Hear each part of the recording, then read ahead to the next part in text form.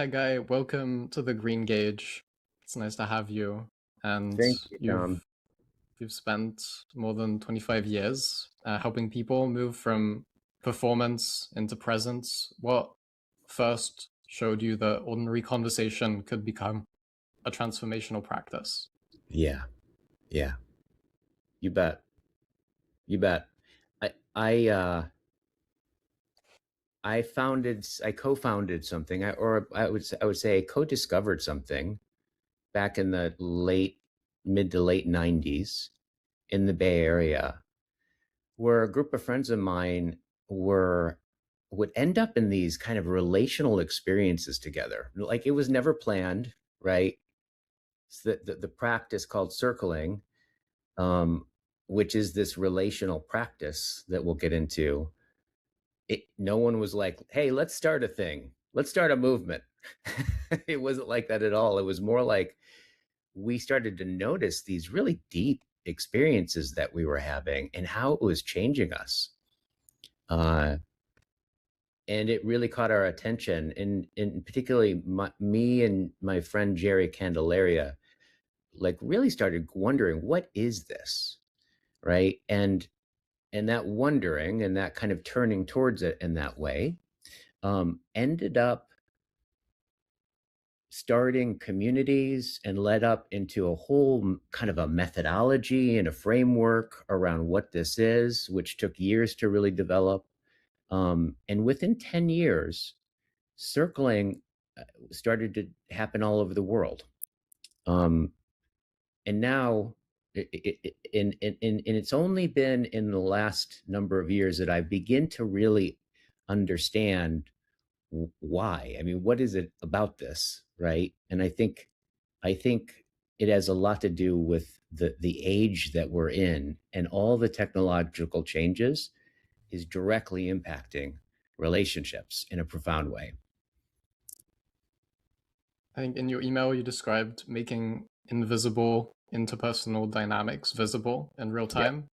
Yep. What are some of the first invisible dynamics you tend to notice when people gather? Mhm. Well, it's interesting. I guess maybe the most simple way to describe this, or at least enter into it, is if you look if you look at any conversation happening in the world, you go to Denny's and you see two people talking, you see your mother and father talking on the couch or wherever. Almost all human conversations have this basic triangular structure. There's me, there's you, and then there's this thing we're talking about. There's what the thing that we're talking about, right? Some topic, right? And so the relationship is kind of mediated right through this topic, right? But imagine a relationship where, or a conversation where you actually made addressed what the conversation with was about, was the conversation itself, the relationship itself happening right now. Right. And that, I would say, is a good way of getting at it, right? And what one of the things, I've noticed about this is is that the moment I start to talk with you and I start to actually address you in real time and start to talk about the present moment, right? Or start to talk about how I may feel, like a way I feel impacted by you. Um, and I start to bring that into language. We open up the dimension of what we're talking about is actually what's happening. And it's almost like it feels like you're in a different law of physics there. It's completely different, right? Than, you know, shooting the shit about something, Um, and that it can be anxiety provoking, it can be thrilling, but you enter a space where it's really interesting that you don't know what's going to happen next the moment you enter there. And another way of another word to call that is intimacy. And it's a space that's really, really alive. And so encircling, right, one of the things that we emphasize. It's not the only thing that we do. It's not like we don't talk about things, but we mind the relational dimension of what's happening between us. Do you think circling is something that you discovered, or is it something you built, or something that revealed itself through practice over time? Hmm. I love your questions. Thank you. Because it, I have so much wonder about it, right? Because it was so unexpected, right? I mean, my life, right, through circling and that I do this as a living, I had no idea, I had no idea about this, right? It just really emerged. And I would say that the, the, the emergence of circling, um, was very fractal, right, in this way. I would say it felt more like something was revealed and discovered and found through our direct experience of it. And there was a way where the way circling developed and really became defined, right, and something that we could have a name for called circling, you know, in some sense, our attention developed it in a certain way, but it co-developed us. It brought us out. So as we were, engaging with circling and asking what is this thing and defining it at the same time, right? Circle that brought us out and in some sense showed us ourselves and developed ourselves. So in that way, it's kind of it was a fractal experience. And when you look back at the earliest days of circling in San Francisco, what felt alive that maybe there was missing from normal social life? Mm-hmm. I think that the thing that I heard over and over and over again, was this uh, relief and almost an ecstaticness in finding uh, people finding a deep sense of connection with each other. Uh, and it was really interesting because it it wasn't like people were saying to themselves like I want more connection, right? And I'm looking for that and I'm suffering that I don't have it. It really wasn't like that. It was more like they didn't even notice it, right? But then when they came across and experienced circling and experienced the connection, it was something like this: as they had realized that this is what they had been looking for their whole life. It was that it was, and it continues to be for people who experience the practice, right? It's like discovering something that was available the whole time, but because it had never been realized, right, you didn't even know to identify the wanting for it or the needing of it.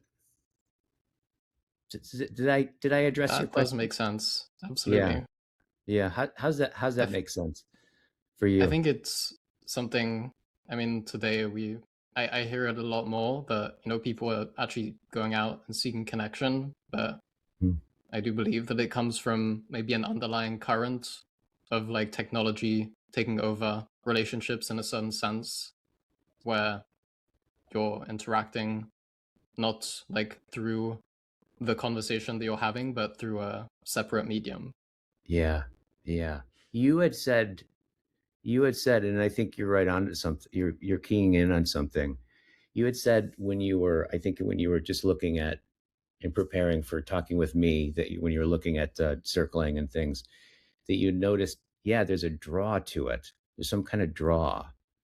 Yes. What if you felt that draw? Like, what does that draw understand? You think? I think it's a need to express, maybe creatively or maybe just raw feeling. Yeah. And yeah, I think it comes down to it being common across cultures, maybe. Yeah. Yeah. Totally. Because you also Yeah. mentioned that, it was all over the world, this phenomenon of circling that it had spread. So I think that partially also creates a draw to it. Yeah. Yeah, I appreciate you naming that there's something primordial and inherently human, right? Cross cultural, right? Uh, Cross historical. And I think you're really right about that. Like, I think, you know, we're, we're all under what I call, the Cartesian hangover, right? Like, we all kind of like have this kind of autobi, you know, autobioc, you know, autobiographical kind of abstract way of thinking about ourselves as like a thing, right? Outside of a context. And then there's the world out there that I then act on, or it acts on me. I think that's a holdover from the Enlightenment in a big way. But I think it's deep in our presuppositions and how we understand ourselves. But when you really look at it, it's not like that at all. And I think what you're sensing in this this primordial need to express oneself, right? This primordial need to be in relation with another, right? To be heard, to be Yes. seen, right? To be a contribution, to be able to feel the impact of your speech, right? Or yourself in another person, and like see other people responding to who you are, right? That then informs you of who you are and calls it out. This is how human beings become people, is in and through other people, and that's always been the case, right? um Now, what's really strange is the time that we're living in, which is, uh I estimated, I'm not sure this is right, but when I look back on it, I think it was the answering machine was the first technological instance, right, where you could have a two-way kind of exchange, right, by just leaving a voicemail, and avoid the actual relationship. Um, and of course, then the internet came, then you had emails, and then you have texting, and then you had social media, and then you have the whole elaborate, exponential growth of the uncoupling of relationship, right, from, or I would say connection from relationship. And because evolutionarily we have nervous systems that are it's just going to prefer the easiest frictionless path. If you make relationships optional, right, our nervous system is just going to be inclined to send a text or send an email rather than going through the coordinated awkward experience of encountering the other.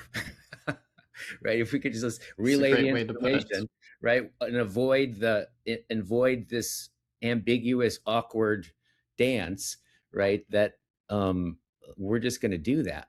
But the problem with doing that, right, is that how we become ourselves is in and through that awkward, strange, uncomfortable, ambiguous filled dance. And what happens when a person's nervous system, when they stop trying to manage how they are seen? Yeah. Well, what's really interesting, well, first of all, I just want to address what you said. The question implies something that I don't think a lot of people notice, right? Is that a lot of times when we are talking with other people, our intention actually isn't to relate, it's to more control. And so when I kind of, in some sense, when I'm trying to control or manage an outcome, right, I'm trying to basically make a predictable outcome. It's almost like using speech as a way, as a hand that like puts the world in a particular order. which is not to be related, right? And a lot of times, the what we're one of the I would say the most prevalent means of control is unconsciously um, trying to control the way that you see me and manage that in a certain way. And when I do that, and I don't notice that I'm doing that, I will engage in unconscious patterns of speech that fundamentally like sacrifice my own authenticity. So, to answer your question about, well, what happens when we stop doing that, right? Well, then you start to actually enter into the aliveness of the present moment, right? Okay. Um, and we all kind of know this because you could say to the degree that I'm being genuine, right? Or I'm being honest, or I'm being real with how I feel and what I see and what I think, right? To the degree that that's actually I'm sharing the truth of my own experience, right? I don't know if we know the truth objectively, but I think the one thing we have authority over, right, that's unarguable is the truth of our own experience. When I share that, to the degree that I'm sharing that, is to the degree that I really open into a realm of I don't know what's going to happen next. And that realm of what I don't know is going to happen next is in my experiences where all the good stuff comes from, right? All the real stuff, right? Um, so I would I say agree. that, Yeah. yeah, In my episode with The Party Within, we explored the tension between wanting to belong and wanting to remain distinct. So, how does that tension appear inside a circling session? hmm. I would say that that is the tension, right? That is the very tension. Um, and I think one of the things that people both explicitly and implicitly get, right, when people are circling, is that they're actually learning to home themselves in that tension, right? That I think that tension between the kind of existential drive to belong and for closeness and the existential drive for autonomy, right? And to realize our singularity in a certain sense, um, is not a problem that can be solved.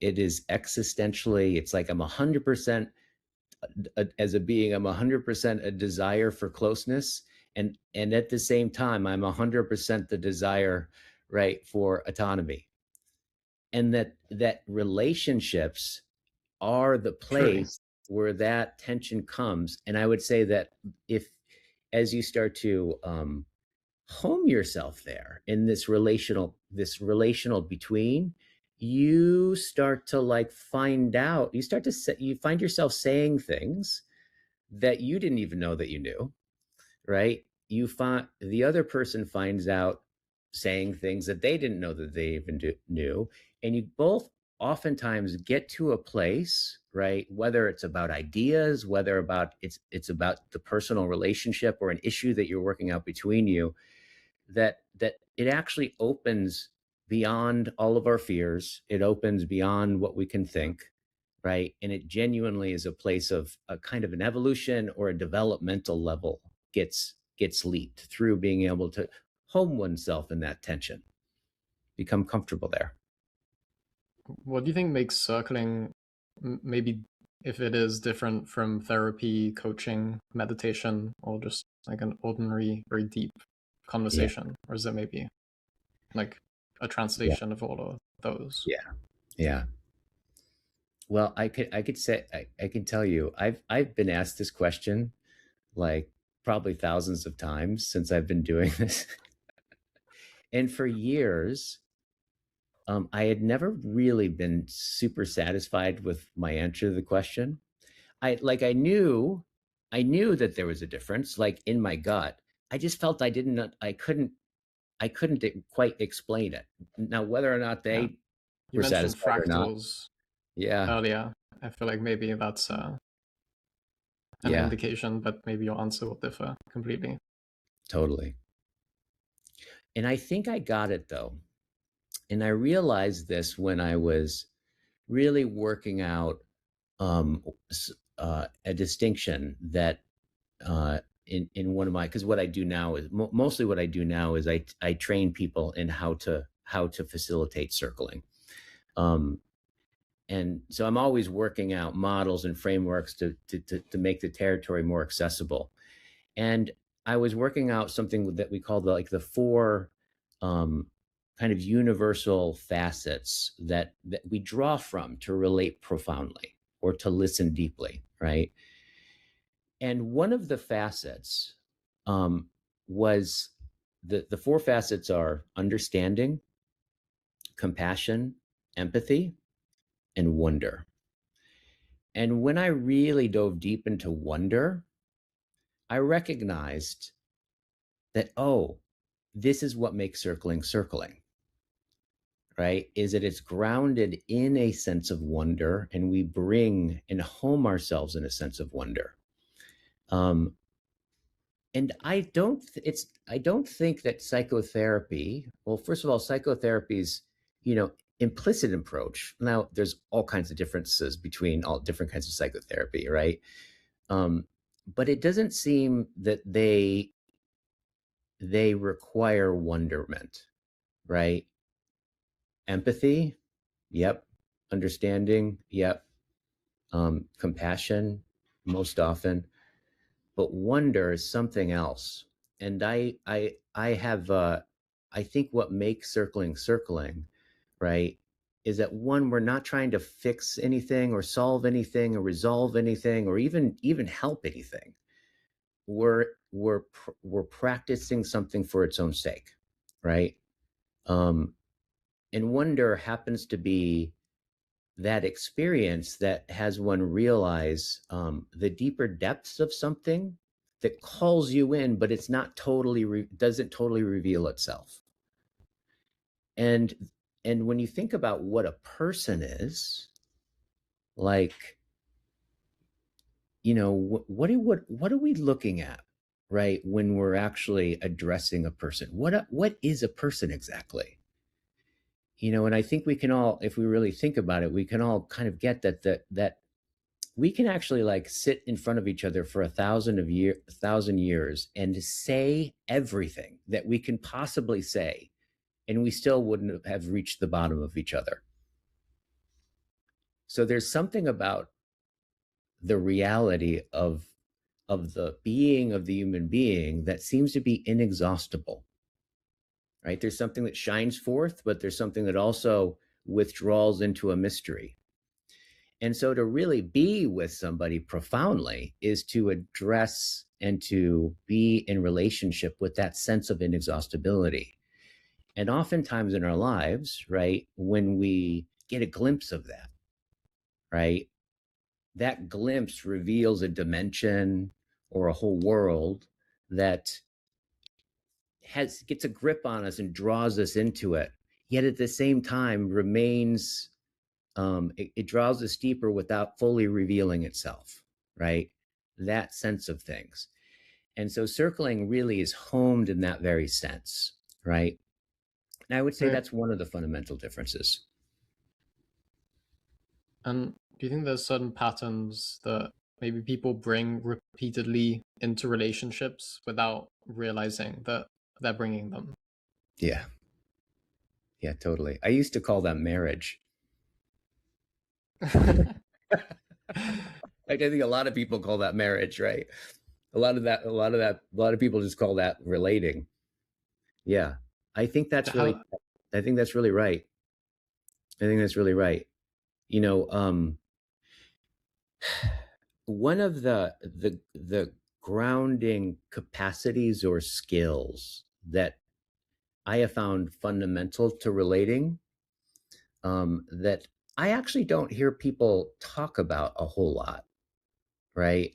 Um, which is listening.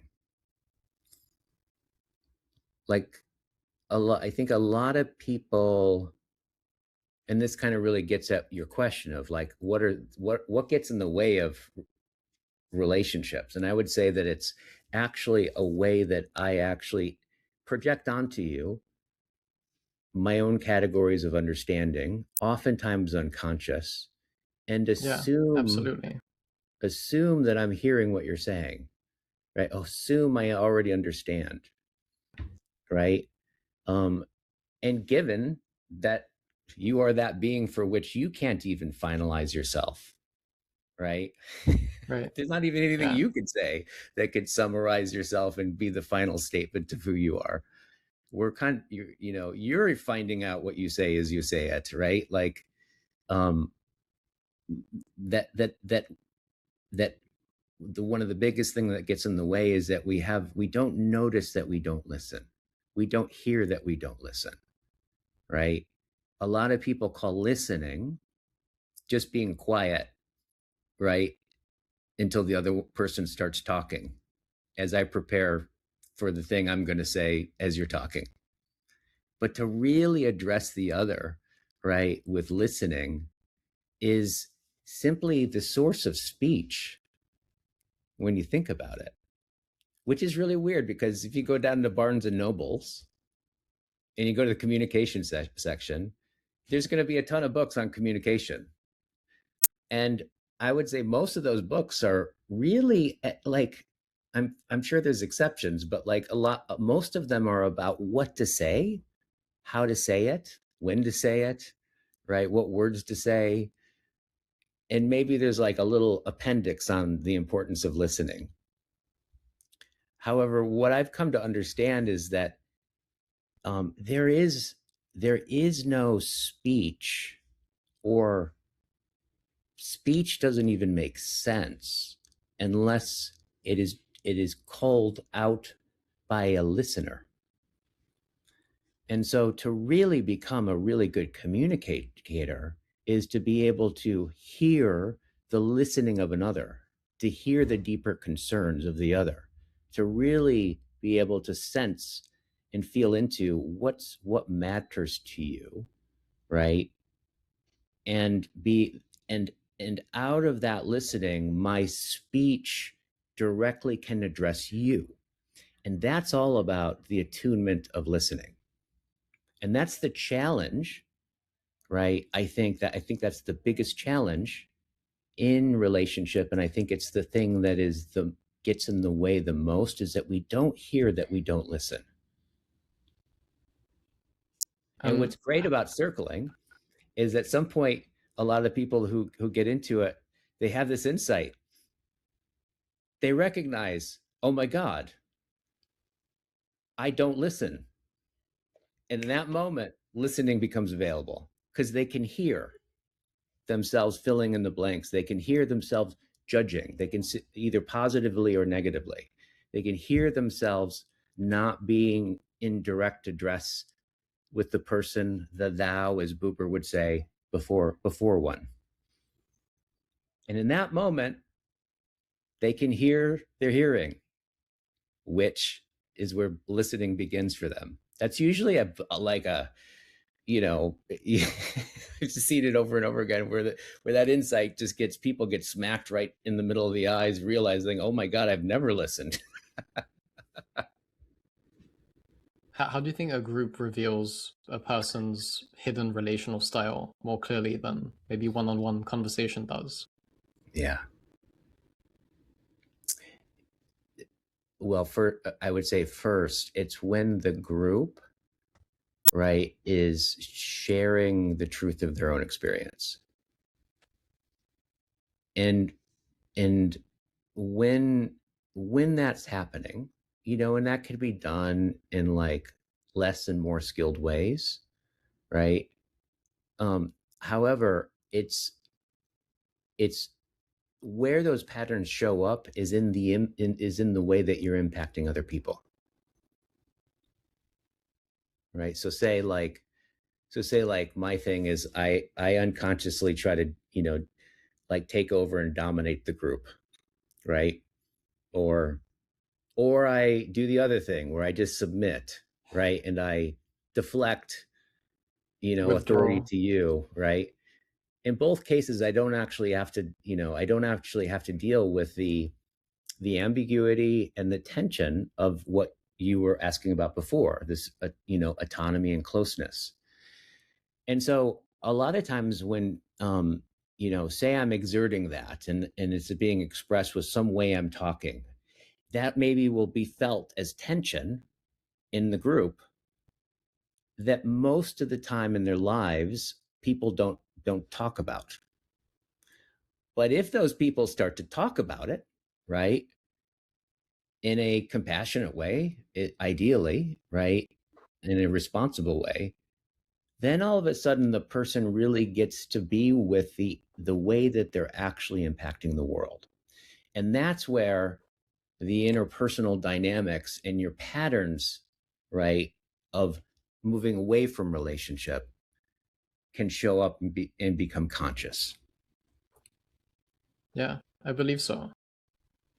In your email, you also mentioned altered states. Do you see circling as kind of a like non-substance induced altered state? Yeah. Yeah. I mean, especially when you go into that, I can't tell you how many people have, like, done a circling weekend, right? Because what we do in the institute is we have drop-in sessions, every week, and then we have circling intensives, and then we have year-long programs, right? And so when you actually enter into that relational mode and you go into it for a long time, I mean, so many people have said, like, yeah, and some I feel like I do when I'm on mushrooms, right? There's some kinship, right, with that hyper reality, um where more of what's usually not in view becomes more and more salient, the aliveness of something, right? I think there's something similar happening there with the place that psychedelics take us. Yeah, That's like definitely, psychedelics is dissolving the boundaries of the self, like yeah, on a chemical level.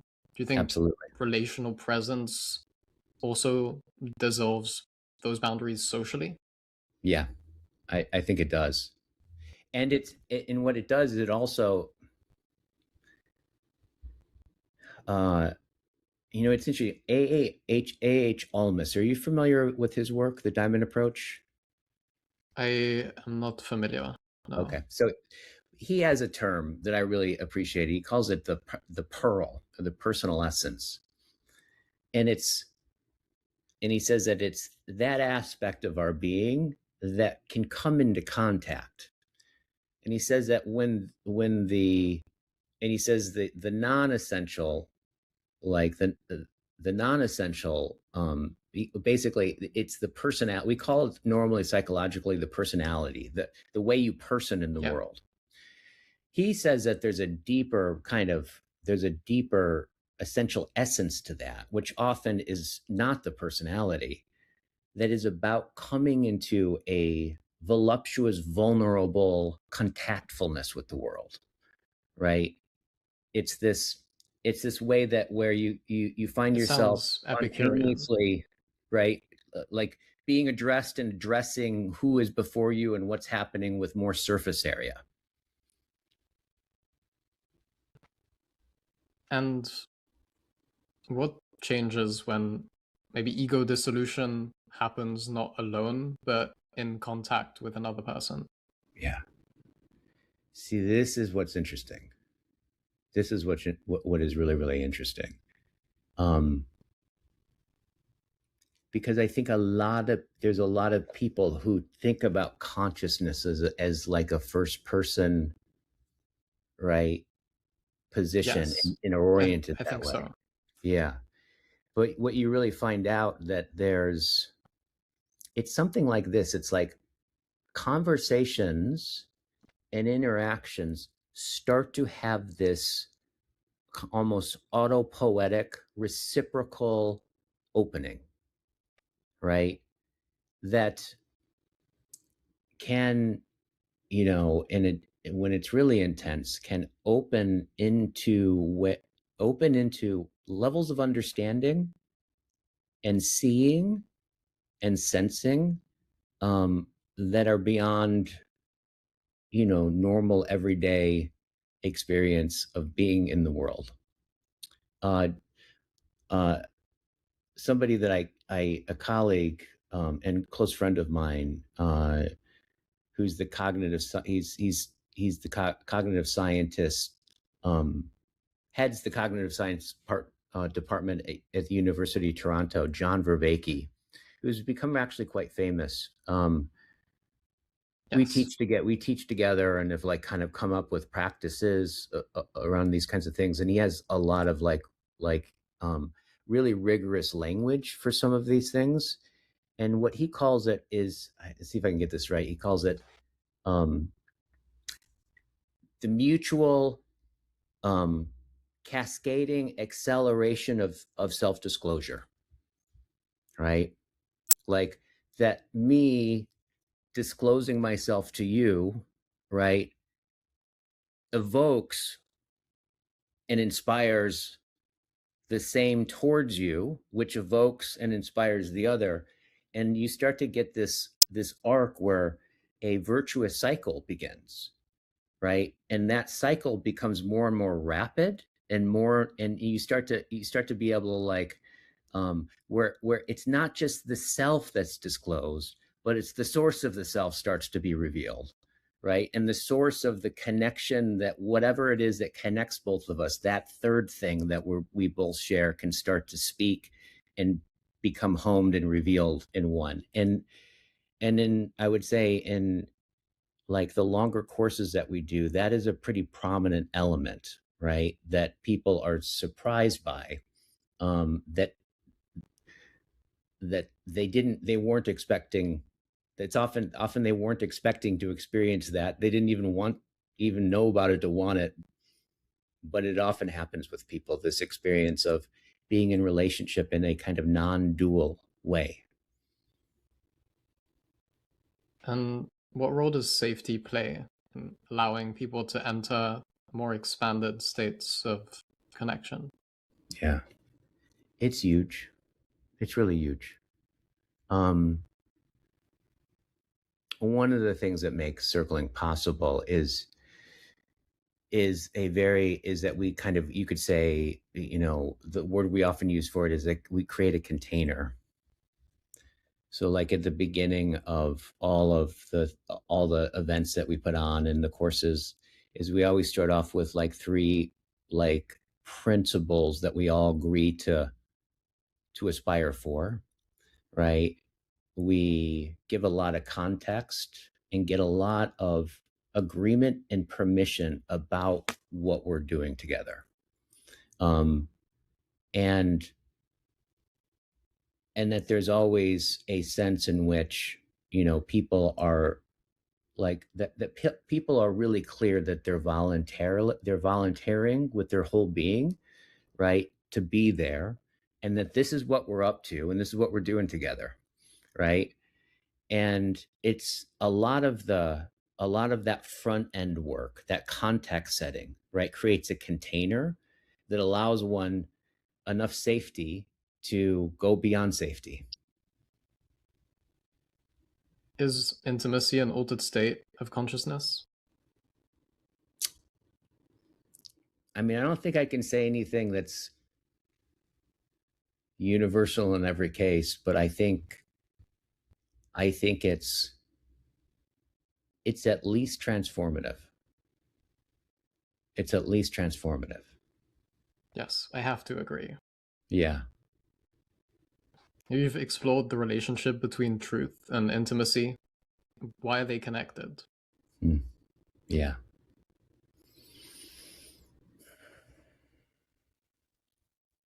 Another way of saying truth, I would say reality. Like, um,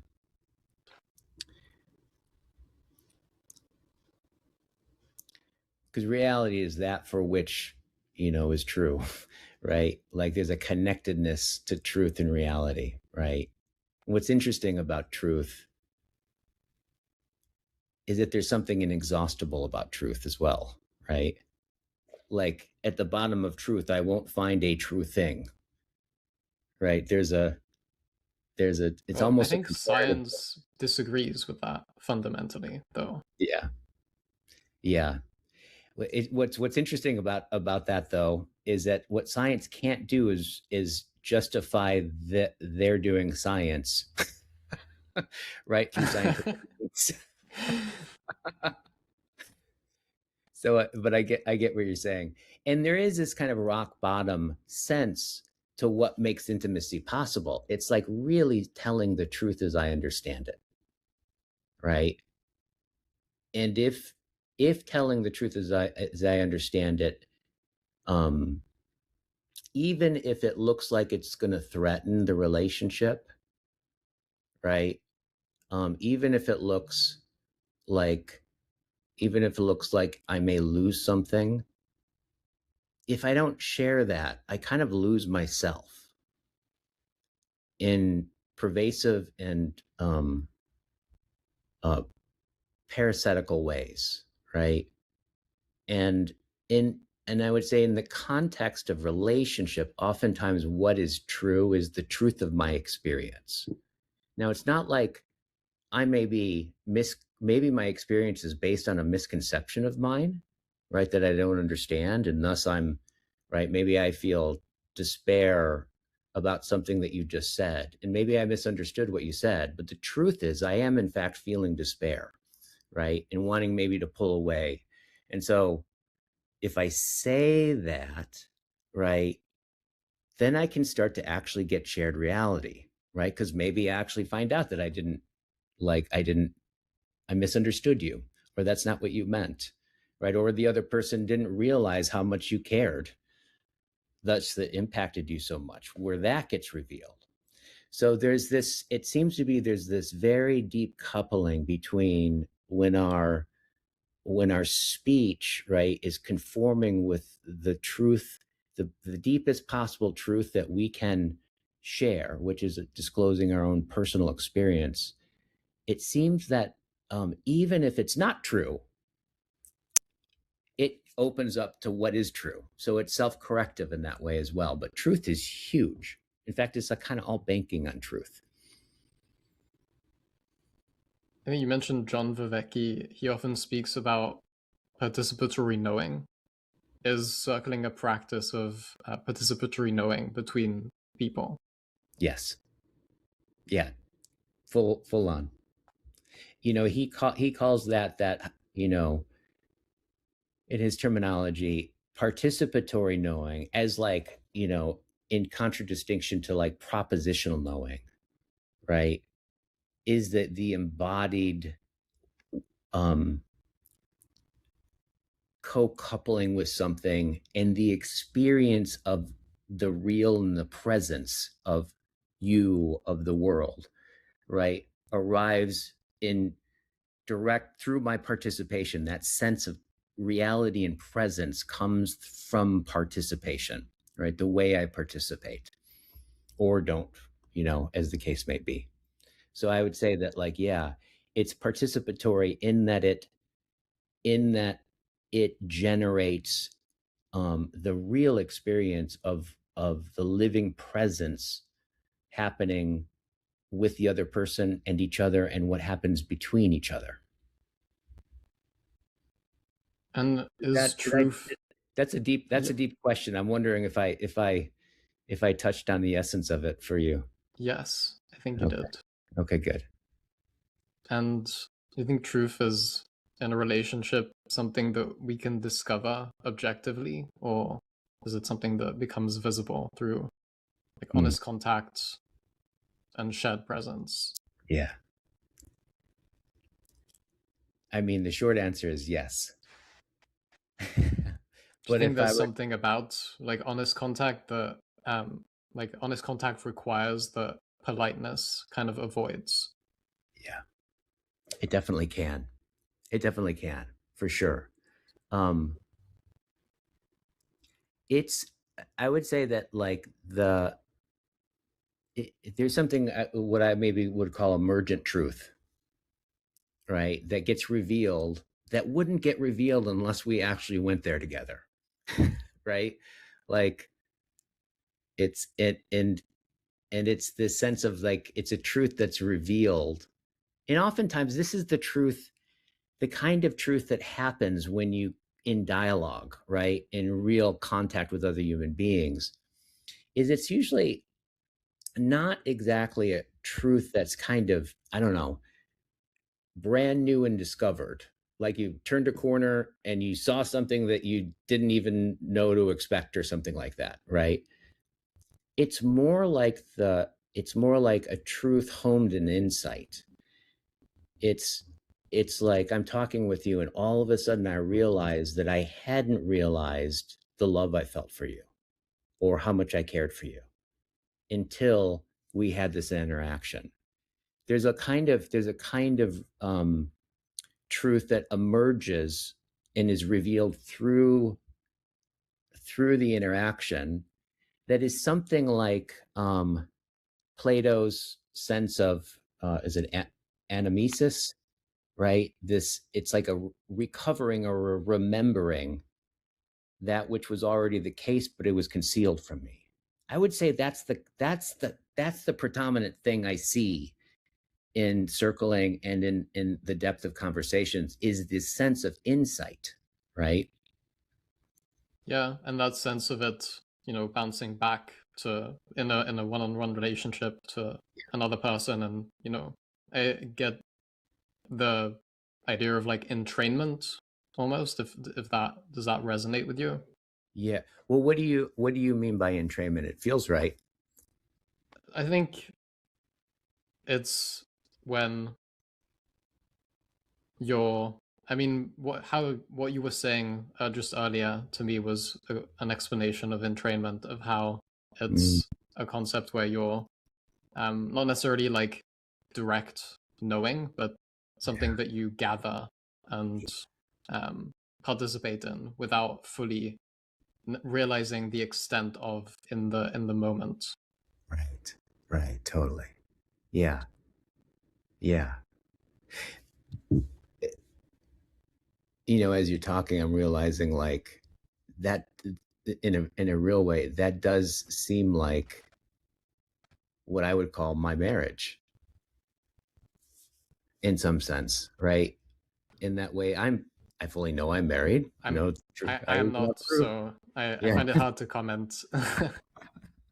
But like it's something I participate in all the time. I'm married and I have papers to prove it. And yet there are moments I have, usually moments of intimacy with my wife, where all of a sudden I recognize the depth of my marriage, right? And how deep it goes, right?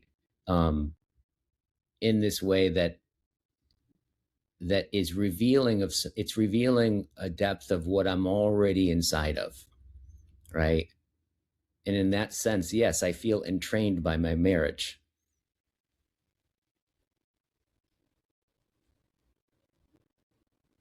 What do you think is the difference between conversation as information transfer and conversation as mutual becoming? Hmm. Well, first of all, I like the pause that you. There's a pause, and as she shifted a little bit to the right, I kind of I imagine you like you sat with that one for a second. I did. I think silence helps. Yeah, yeah. What is so? Can you just re-say the question for me? What the difference is between a conversation as transferring information and a conversation as mutual becoming. Yeah. Hmm.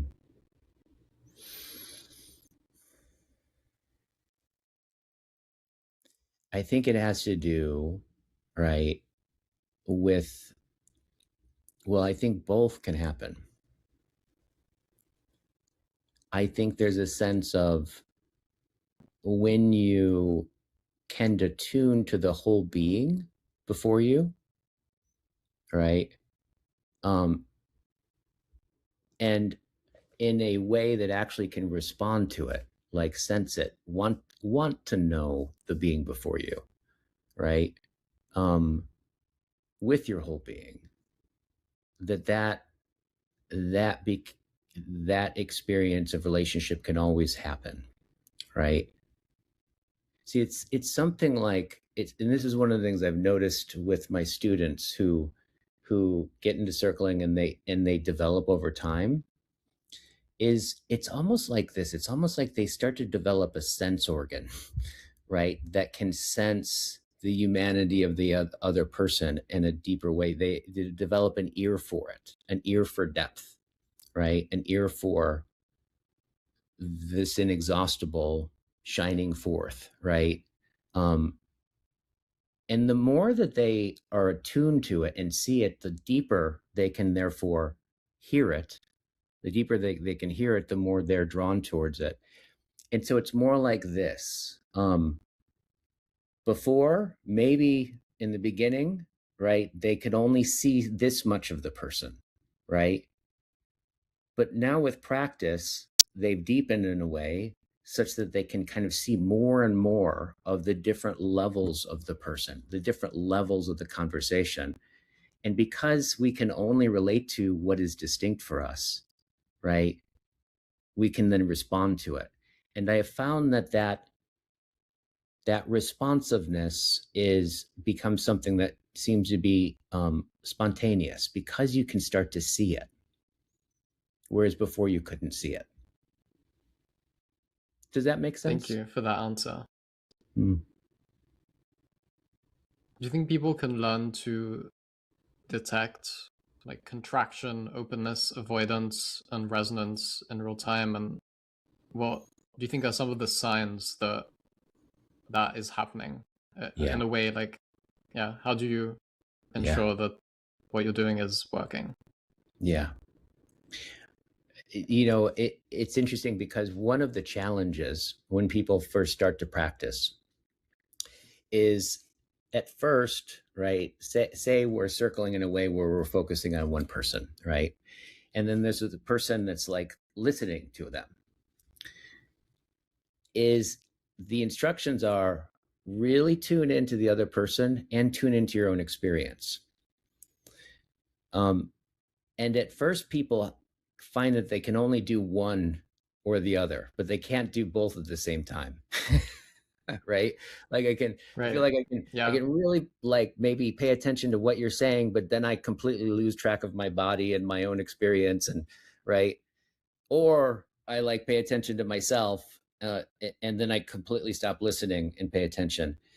But with practice, people have this like consistent experience where it's almost like some sense of an attunement to what we share that includes both those things become present, right? And that actually takes a kind of discipline. You really kind of have to develop that, right? And want that, but it definitely is possible with practice. And then when that happens, you can really feel, right, the impact of what it's like being with this person, right? The subtleties in your somatic experience, the shift in emotions.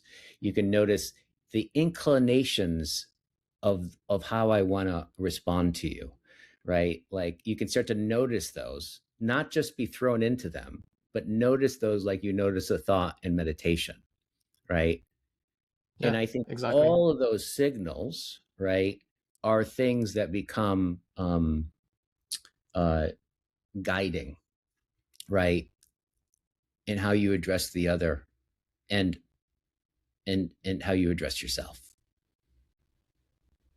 Do you think presence is solely like a cognitive skill, or is it like God, I part hope nervous not. system capacity, part spiritual opening? Yeah. Do you think, yeah? How And does like I that is a deep question. In other words, I appreciate it. So, do I think that presence? I just want to make sure I'm grokking the question. So it's like, do I think that presence is just a cognitive skill, or is or it you mentioned somat like yeah, it being, I guess, being able to pick up on somatic, yeah, yes, like on feelings yeah, essentially. Yeah, totally. Yeah. Um, And how does that relate to the spiritual? yeah. Well, it dawned on me. I had been using this word presence, like, I don't know, probably like a million times, right? Throughout my life, thought about presence. But then I realized one day I never realized the term presence is basically pre-sense. I was like, that's interesting. Pre-sense, right? I've only just Prior, become aware of it. yeah. And I was like, what is that actually? And I've in sitting with it, I started to realize, like, yeah, there's something really telling about that, right? In the sense that there's all the things that are present, right? But none of these things are reducible, like, you can't reduce presence itself to the thing. There's this extra, there's this moreness, right?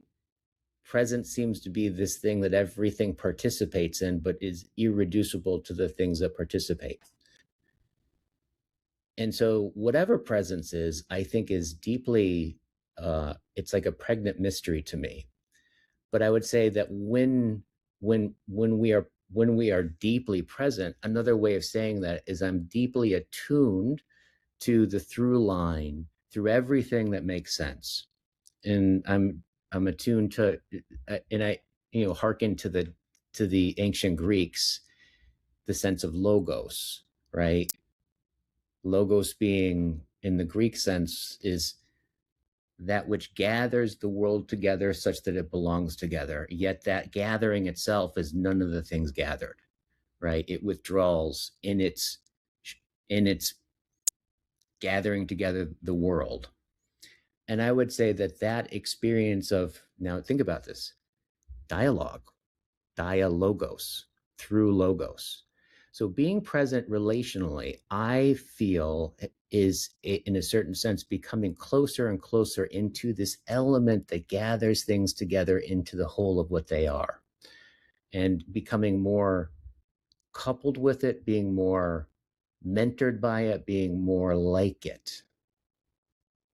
Yes. I see it as the journey of light through matter as either a particle or as a waveform, or Yeah, both simultaneously.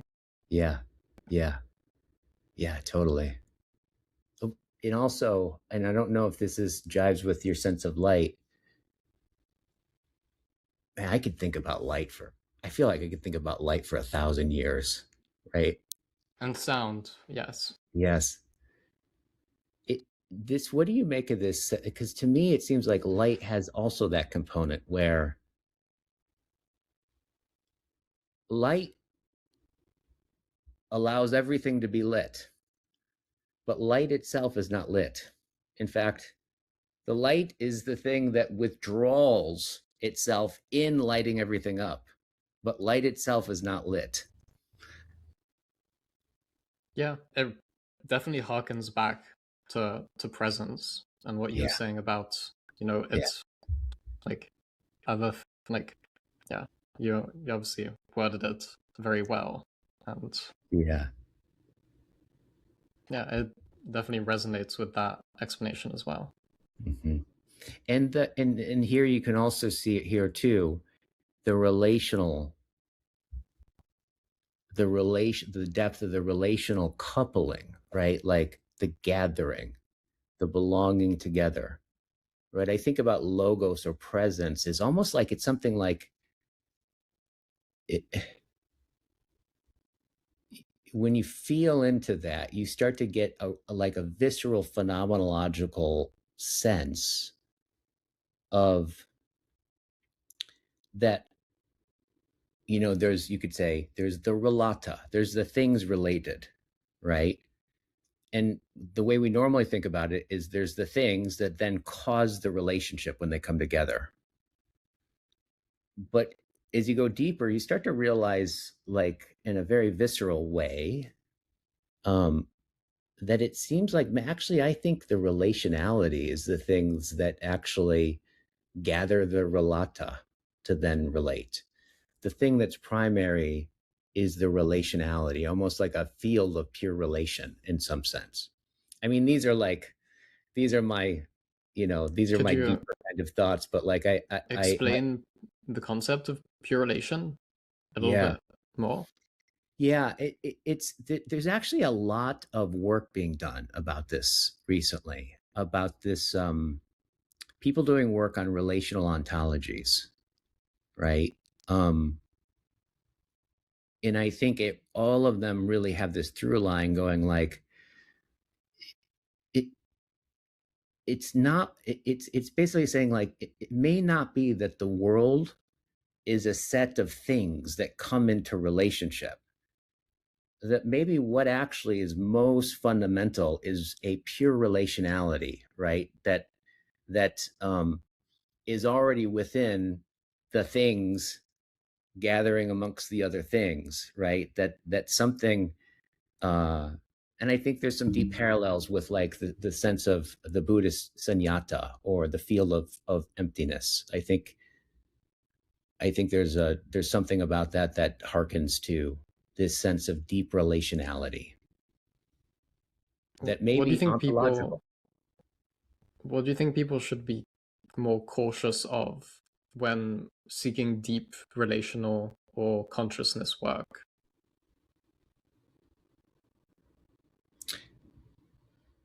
You mean should people be cautious Mm, of going into that depth?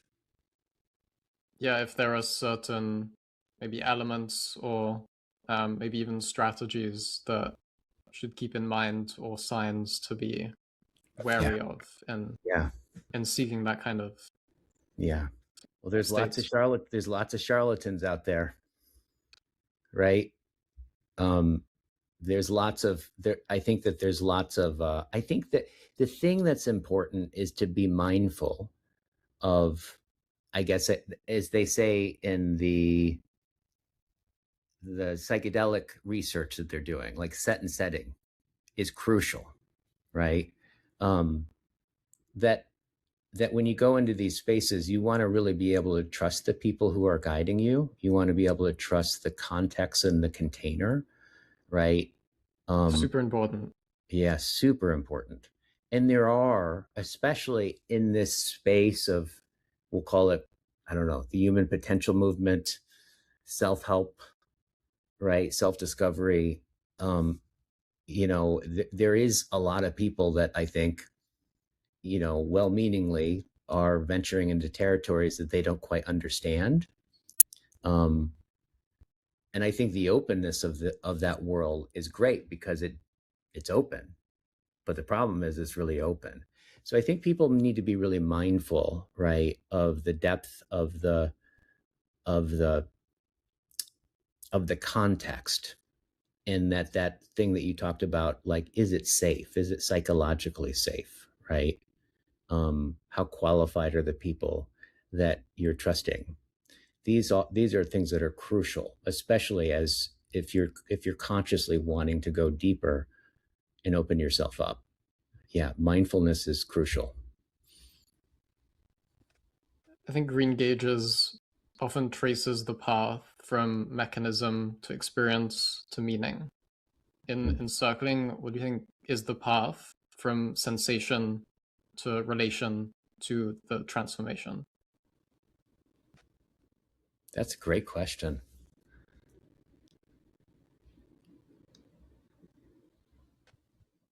I think the way you said it sounds about right.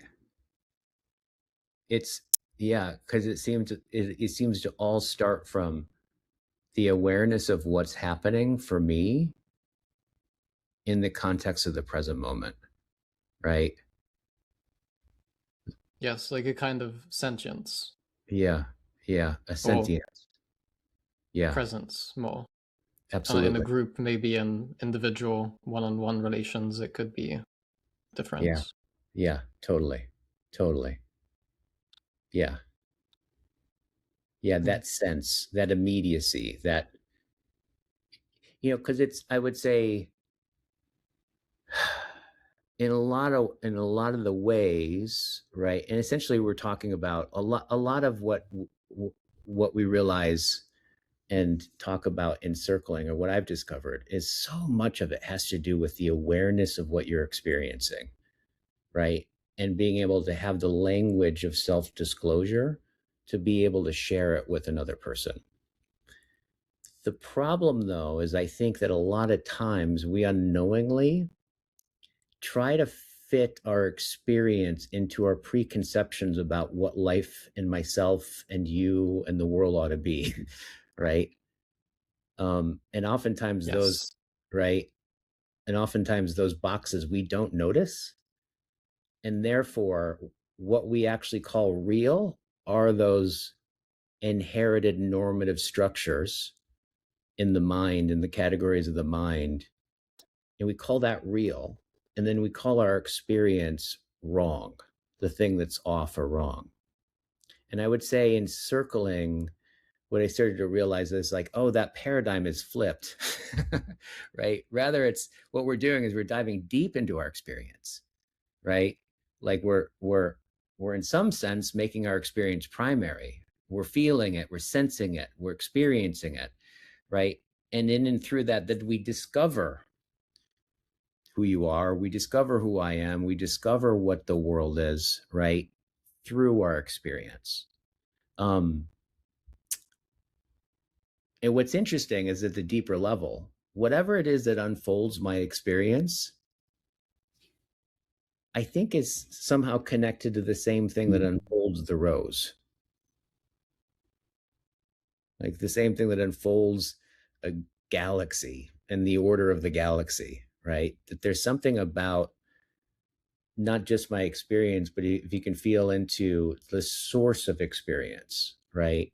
Seems to be has a deep connection with whatever is the source of the tree and the source of the river and the source of all the things that are beautiful.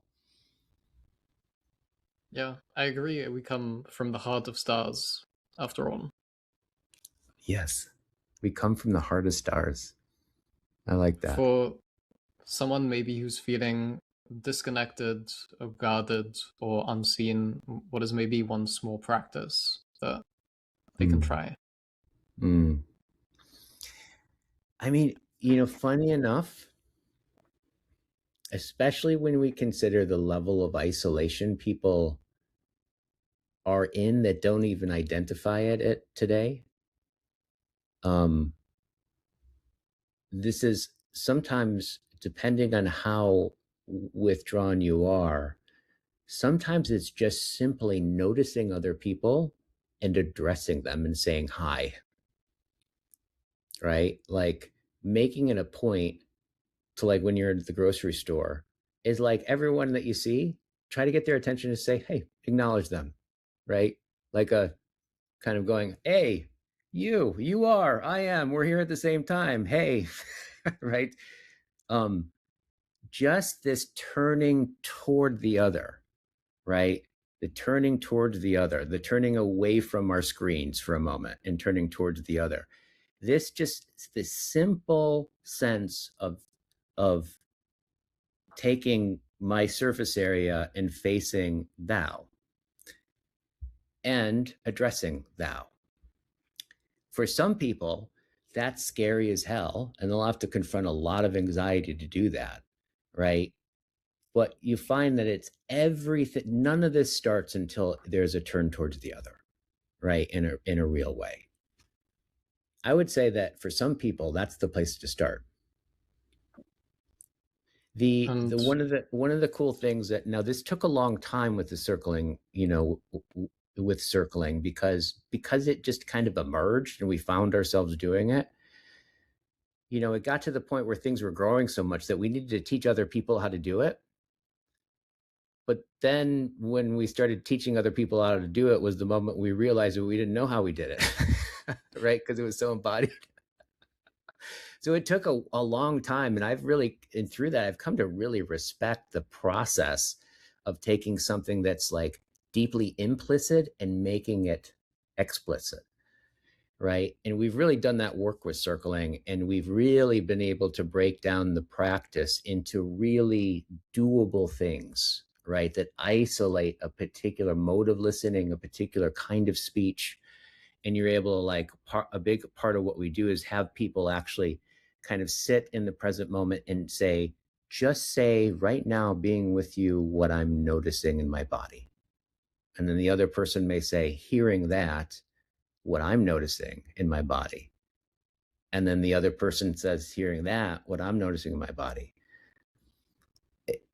Like practices like that, or practices where you're just paraphrasing the other person, right? So there's this element where we've been able to really break it down into being able to isolate particular capacities and skills to go deep into the practice, so you can really exercise a muscle that you wouldn't normally otherwise, right? And get oriented with it, right? So that Right. it's available in your life spontaneously when it comes out. Circling has got, like, the Circling Institute, I'm really proud of that we were able to do that, because that was just took years and it was really hard. And we're still updating it, but it really makes it accessible to everybody, and doable to everybody. And we actually have self-study courses. So, anyone interested, if you just go into the Circling Institute, you can start right away. And we have these self-study courses. And then we have live events, both virtually, on Zoom, in group processes, right? We have a weekly event, where anyone can come to practice. We have whole weekends, both online and in person, live, and we have these year-long programs. So there's all kinds of ways that you can dive in right now if any of this speaks to you. We've made it really accessible. And just one final question to wrap it up. What mystery about human connection still keeps you curious and that you makes you want to continue this line of research and work? Yeah, I would say,